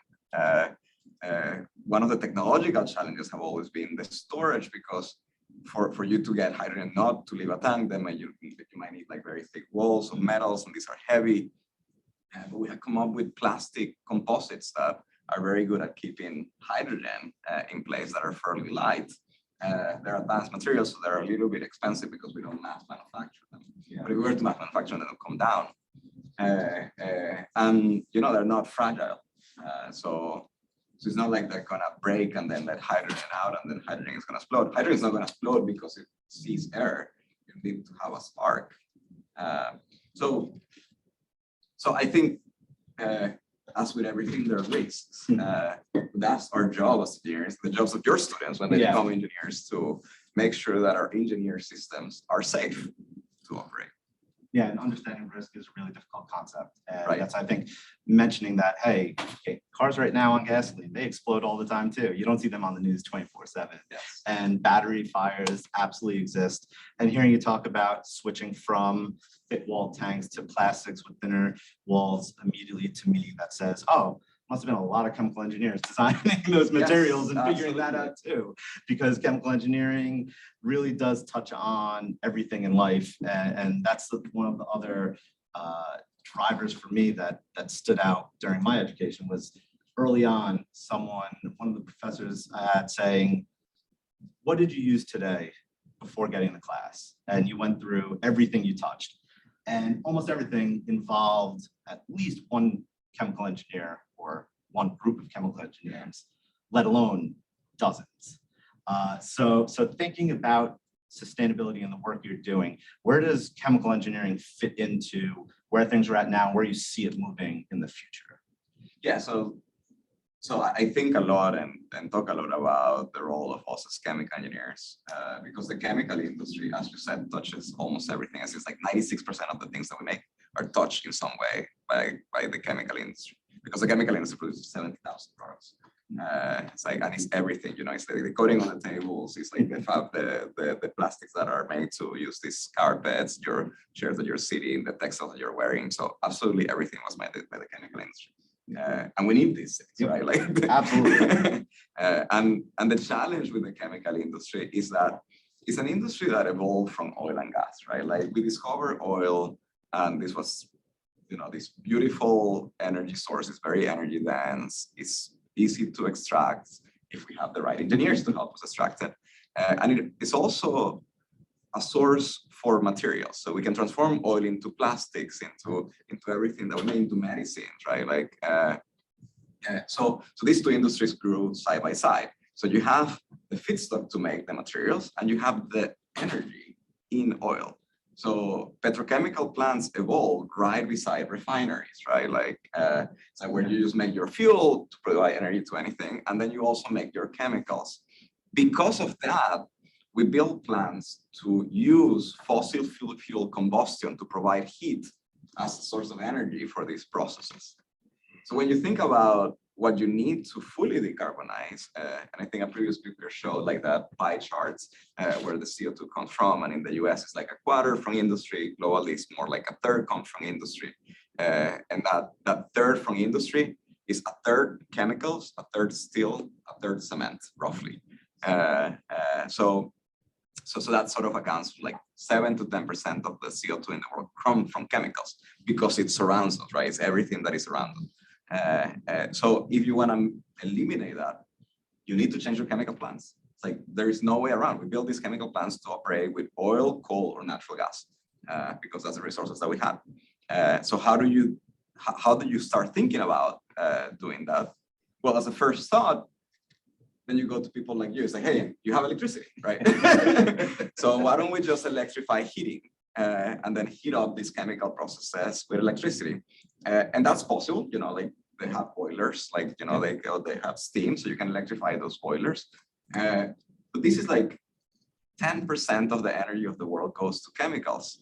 And I forgot the number, like how much energy is in form of electricity? It's like a third. I can't. Yeah, so I think it will be like increasing by 30% the electricity production in the world to be able to power a single industry, right? Like the chemical industry. So that's humongous, right? You have to change the way that you deliver electricity. You have to change the way how you produce electricity.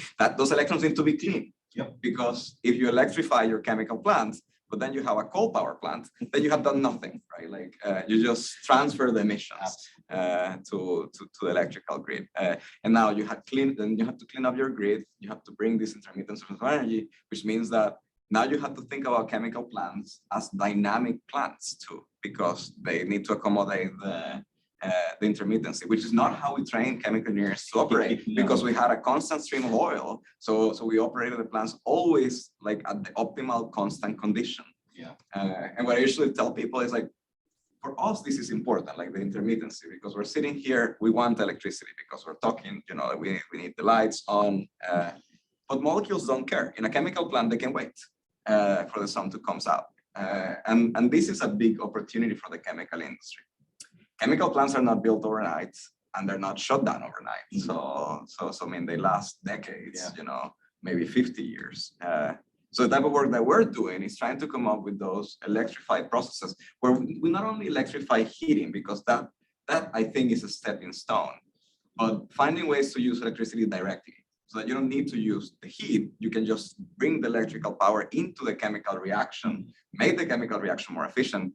Going back to like the electrolyzer example, if you make them more efficient, then you need to pay less energy. You need to use less energy. If you use less energy, then it's more cost effective, and then you can implement it.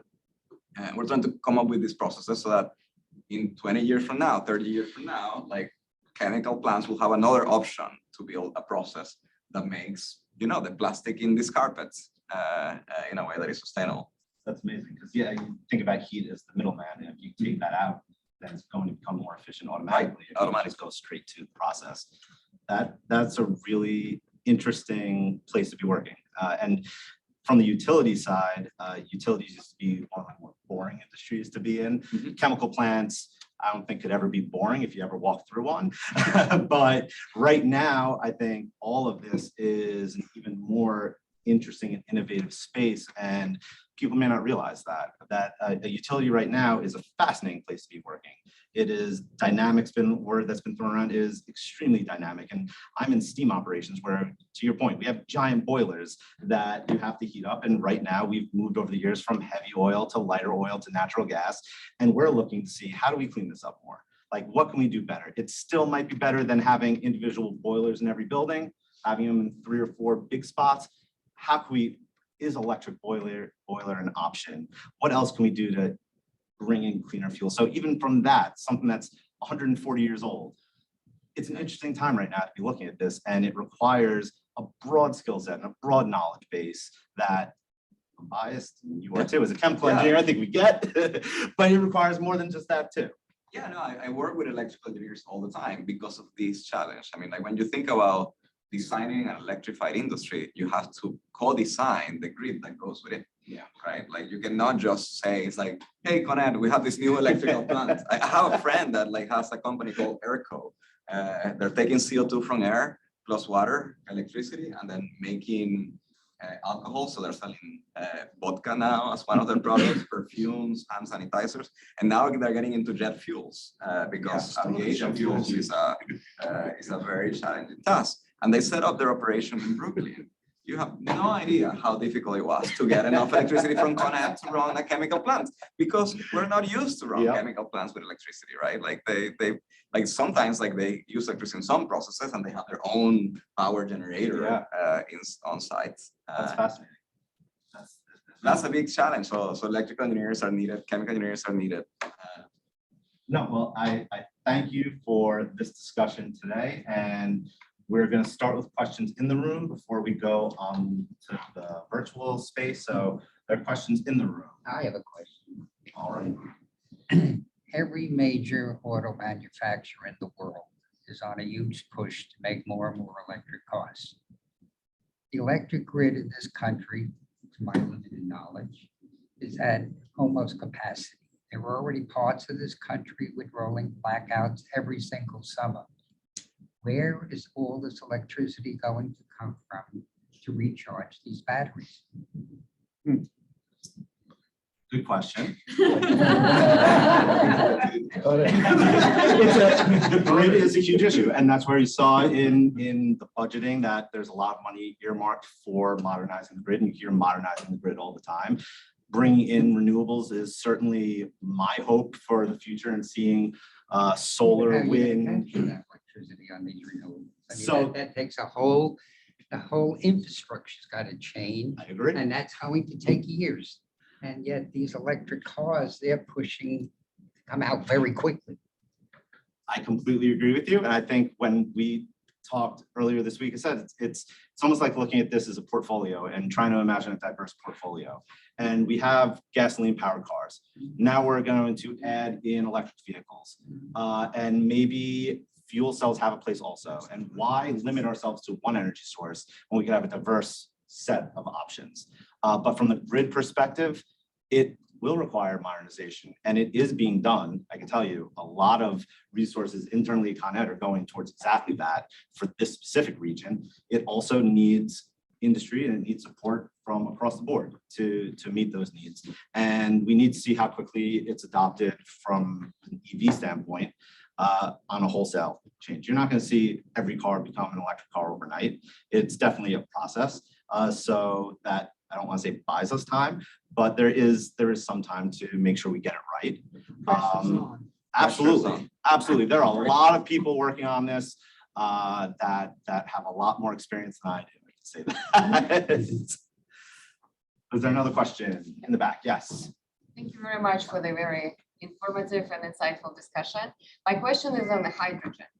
We just were talking about the bipartisan infrastructure law, and there is a big piece dedicated to hydrogen, like more than 9 billion is going to be allocated to development of hydrogen, particularly hydrogen hubs. So what is your opinion on this particular initiative, and in general, the policy, what is being done, what needs to be done and still not happening? Yeah, I mean, I can speak a little bit to that. Like we did discuss fuel cell vehicles, but that I don't think is where the hydrogen is going. I think the hydrogen is going as a vehicle to transition from natural gas industry into a cleaner fuel. Because to a certain extent, you can do small retrofits to plant to operate with hydrogen rather than natural gas. And that, I think, is why we're getting this big push to move towards hydrogen. It's like I talk with chemical companies all the time about this idea of decarbonizing industry, and they see it that way. I mean, like they see hydrogen as an enabler because we do have the technology. It's a huge task. We're just discussing also with the grid, right? Like there are things in which we have the technology, but it's a huge task. And I often talk about this as a technological problem or a policy problem. I think with hydrogen is a policy problem, policy and economics problem, more than a technological problem. There's some small technological problems that need to be solved along the way, but that's not the issue. That's where industry is at now. Like we have the advantage of looking at longer term challenges from academia, because we don't have to be like deploying this in the. You have to be profitable in the next 2 years. I don't have to be profitable. Nobody comes to me. It's like, hey, your electrochemical plant is out. But that's where it's going, and I think it's a good thing to do. I think we're still missing substantial investments into newer technologies that are not only transition technologies, and this is something that is difficult to see, and you know, like scientists will advocate all the time that like you put more investment into like long-term research, then you're gonna get solutions that maybe are leapfrog solutions that might be easier to implement, cheaper to implement than going through the transition.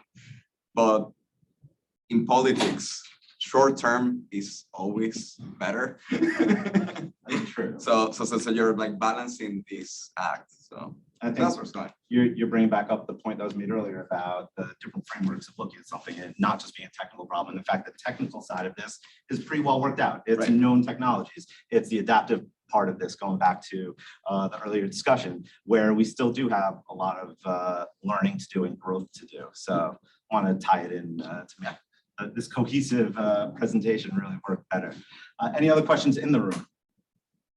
I have a technical question in regards to green hydrogen.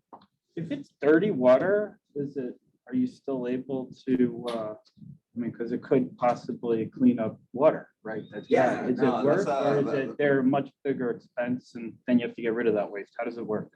That's a great question. It's a topic of research, and actually, it can actually work better because dirty water often has organic matter, and what happens in those cases is that organic matter might decompose in the electrolyzer and provide some amount of energy to produce the hydrogen that you need. So that might lower the energy need. From an engineering perspective, it's tough because of reliability aspects. It's easy to build a system that runs on clean water because you know what you're putting in. If you don't know what you're putting in, you're always running into this issue that maybe something comes in and breaks your electrolyzer, and then it cannot produce things anymore. So that's where sort of the challenge arises. I think the happy middle ground is when you have waste streams that you know exactly what they are, then you can implement some of these ideas. It made me think of the veggie diesel movement when you said that. You know what I'm talking about? The veggie diesel movement? No, like where people retrofit their diesel cars and then they recycle the vegetable oil and you have to filter it. Yeah, and there's like a lot of people who do that in different communities. No, it's exactly the case. I want to check, do we have questions online? Yeah, we do have a couple questions online. Sure. So one is, I'm interested in whether we will move away from lithium batteries. If so, how quickly? Lithium mining has made a huge impact on my family because we are going, this is a national streaming, so that's maybe other people. Yeah. I mean, I don't know. I can give you my opinion. I think, no, we're not going to move away from lithium. I think lithium is here to stay.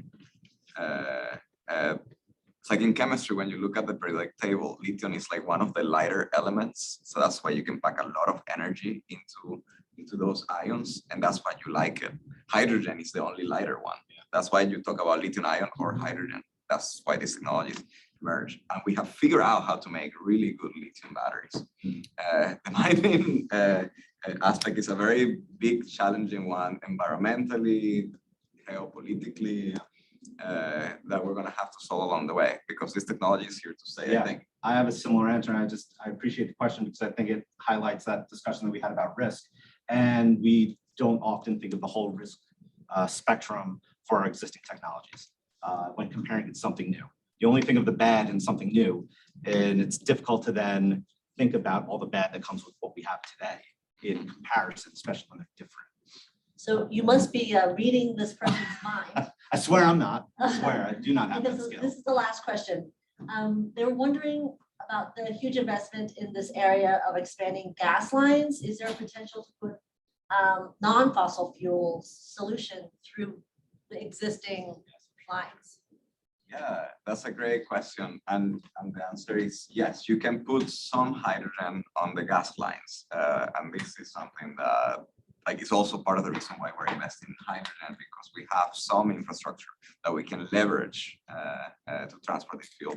I believe you cannot put 100% hydrogen in it. You have to mix it with natural gas. So it's not a fully decarbonized solution. And as we think about this challenge, I think we have to be careful to not, corner ourselves towards, a road that doesn't have a solution, right? Because then you might end up with a situation in which there continues to emit CO2 and continues to contribute to the problem and continue to grow, and then you're in the same place. Yeah, I agree. But at the same time, it's one of those opportunities for people with fresh ideas. You have giant corporations with potentially stranded assets that could become worthless or worth a lot less. But if you could figure out an alternate use for them, then they would absolutely love that because then they are still a viable entity. So I think that's why you see certain companies investing more and publicizing their investment more in certain parts of industry because they realize they have these assets on their books that without a change could drop in value significantly. More sustainable. Yeah, and they certainly would become more sustainable. Whatever the driver is, so be it. Okay, one last question. So based on your expertise, both of you guys, what do you think is the most efficient fuel source for the future? I think we're gonna get a mix. I mean, like in my opinion, like particular vehicles will run on batteries. Maybe large vehicles like buses will run on hydrogen, like trucks, some trucks will run on hydrogen. Hopefully we get planes to run on things like hydrogen because batteries are just too heavy for aviation. And yeah, I'm seeing renewable electricity from renewable sources feeding into a more modern grid looks to be where we're closest to now. Something like a complete change, it would be difficult for me to envision anything substantially changing that. Not say it's not possible. Like 10 years from now, I could be completely wrong. I think we've put so much into where we're at right now that almost has to be the next major step. So electricity and electrification, utilizing renewable sources as a primary feeder into the grid, I think is right now the most likely and best option. How much research is going into like hydrogen fusion? We do thermonuclear like fission, like hydrogen fission, and the problem with that is it's great, except you have nuclear reactions and all that bad stuff. But fusion is more powerful. So I mean, we know that and can kind of create that. And for 10 years, what about 50, 100 years? Why is that not or is that the focus? We're just kind of. There are companies working on this, and there's very exciting developments. I know there was one in Europe that was a small scale, like bench scale fusion reactor. I heard there's this one called Commonwealth Fusion in Cambridge, Massachusetts. Just came out of MIT. Like they have maybe a couple hundred people working on small scale fusion generators. If that works, that's beautiful. Yes, and it may work. Okay. Thank you so much. We could be like here, like the whole afternoon, right? Thank you so much, everyone.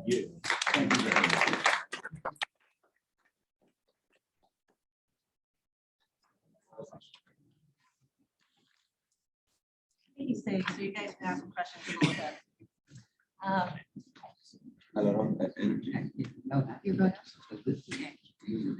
So, all right, I know we're short on time. But I wanted to talk a little bit about some of the ways you can bring in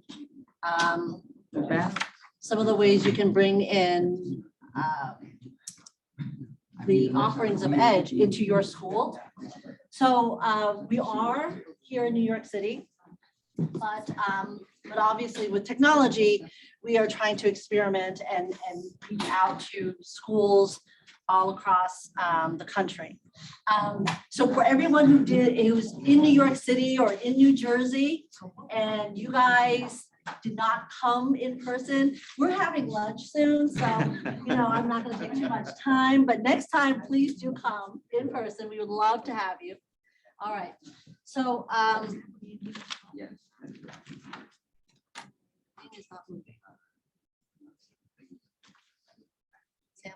that screen isn't moving. I don't know.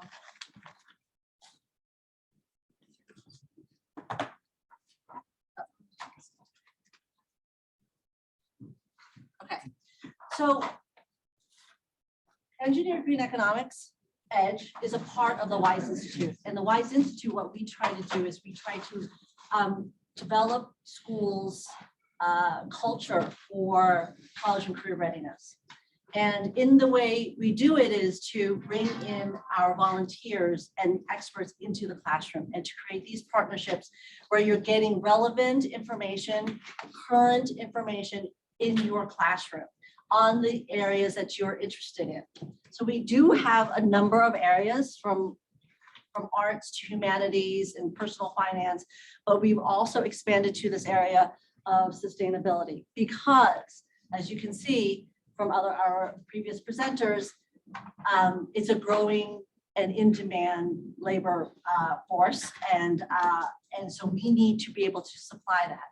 But oftentimes what happens is that more affluent students have the opportunity to secure those types of jobs because they know about it, they hear about it.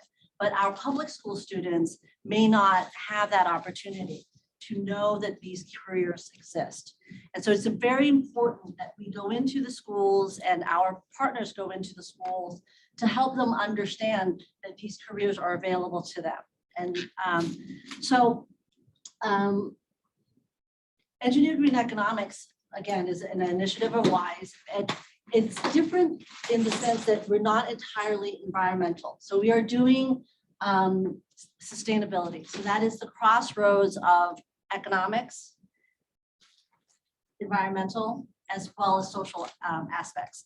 So many people think, oh, it's just going to be about the environment and it's more about climate change. Climate change is a factor, but it is not all of the factors that we discuss.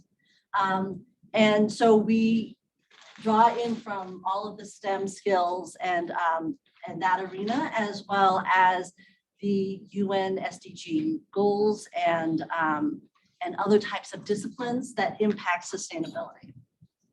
So we, in that way, we've been really successful in connecting students with the idea of careers and sustainability. So how do we do it?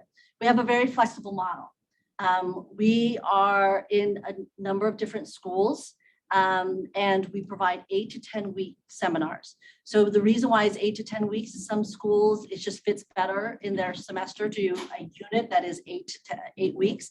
But for some schools, they want to pace it a little slower for their students, and we're able to do that. We're able to break that up and pace it to a 10-week as well.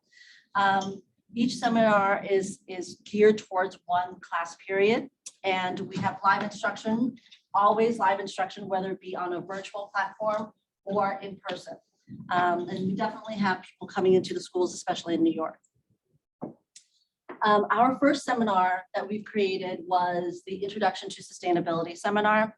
And the most important, the very first thing that we try to help students understand is, what is sustainability? Everybody hears it, but they think it's all environmental. But we know that it's connected to the economics and it's connected to the social values that we have. And so we need to help them understand that we have a very robust framework from which we teach that. And some of you've heard some of those words today, and that is we try to explain what the drivers are, who the stakeholders are. We explain the concept, the background of the information itself, and the careers that are related to it. Okay, so these are in addition to explaining what sustainability is, these are the main topics that we cover. As you can see, it's varied, but these are all the major topics that our advisory committee has identified as the major industries that impact sustainability. And in that way, it is coming back to the climate change and coming back to the carbon footprint. Okay, and our second seminar is our case studies of sustainable firms. And here's the funny thing about this. We teach the concept, so we teach consumer packaged goods, we teach sustainable oriented innovations, we teach energy companies and the net zero promise. But then on the other side, we also have the accompanying cases. So that means there's a lot of homework. Now, the interesting thing that we found is they love the homework, they love the cases, because it's so interactive. They're really thinking about it, they're doing the research, and they're learning so much that they love the cases. They don't love presenting it to our panel, because we bring in a panel to help them give a realistic, relevant feedback on their presentation. But when they do it, they know that they've really accomplished something. But even to do the research and to prepare for the presentations, they've learned so much. And they actually say they really like it, even though it was a lot of work. Okay, so For the energy companies and the net zero promise, we do a case study. We can do a case study, but we are more often doing this energetic game. And that's what I'm raffling off today. So, so this energetic game is a collaborative game of 4, and you're trying to create the electric grid for New York City. So, and you are, let me just, I think in the next picture, this is here, a picture of the game.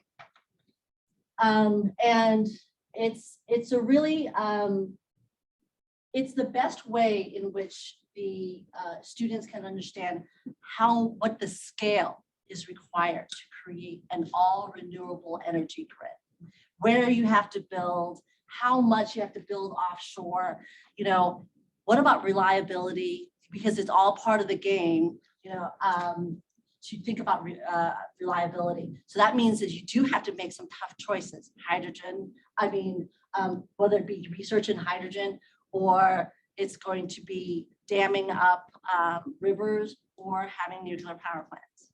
So these are all tough choices. Students are making this as they play the game. So this is the feature, these are the features of the EDGE program. We have our seminars to give the students the information. It is built on this robust network of volunteers. And in your program, we have the list of volunteers that have been teaching. Honestly, none of our volunteers ever leave our sustainability initiative, right? Once they teach, they want to come back because the students are getting a lot out of it and our presenters are getting a lot out of it.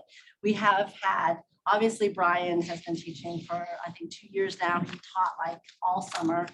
And then there are certainly other of our volunteers who are professors that have been teaching for 6 years. So they love to come into the schools. We have all of the material is written curriculum. We have lesson plans for all of our presenters, especially for the case studies, because we don't want it to be so huge that, you know, they're covering everything and the students get nothing out of it because it's too much. So we have the lessons plan, so it's very narrow.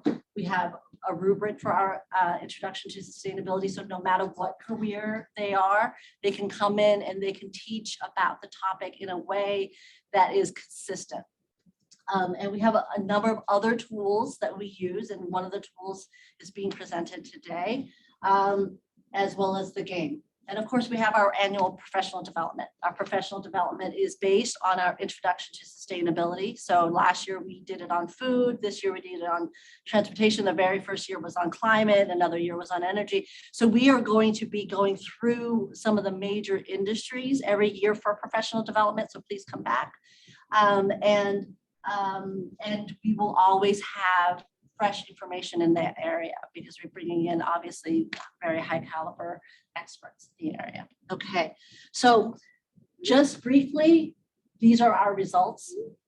After one 8-week seminar, this is the increased interest in STEM. So we measure that for every single one, and it's just 8 weeks, right? So for students, and a lot of times our seminar is placed in government, or we work with schools and it's in economics.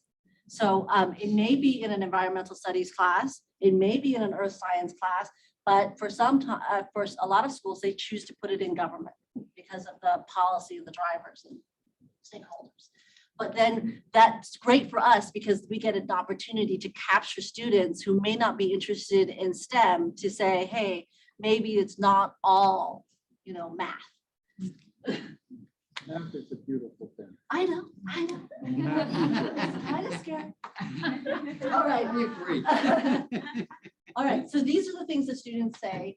And it's obvious that the most important thing for us, because we're part of the WISE Institute, is that they get connected to careers.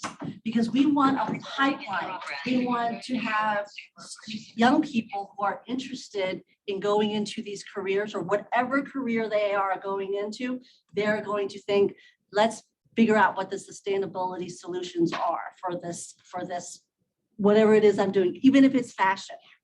All right. So bottom line is that we do have some grants. So if you're a Title I school, we're able to come into your school free of charge.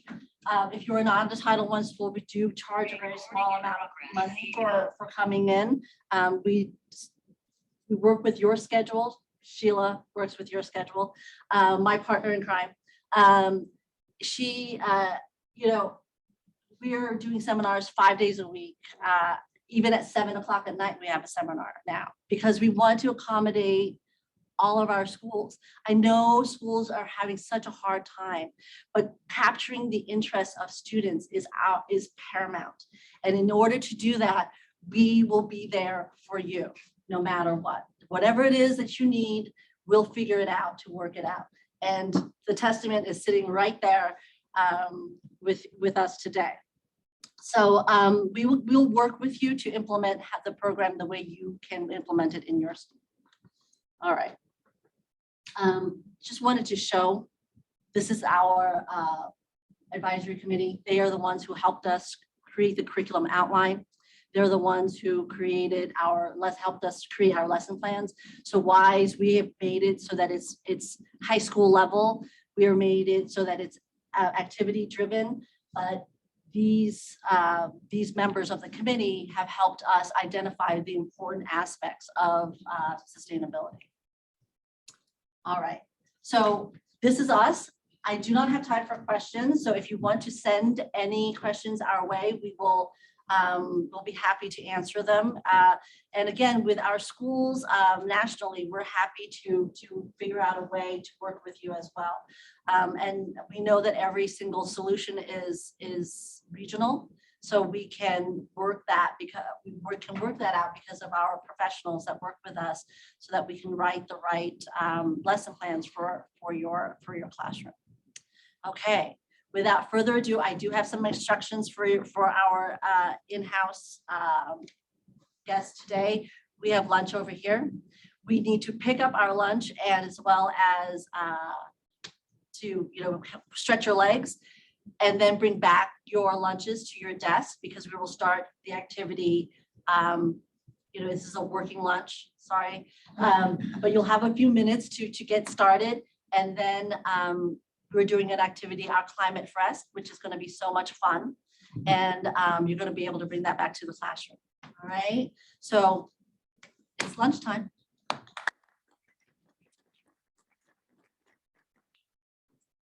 Our virtual guests, thank you so much for attending today.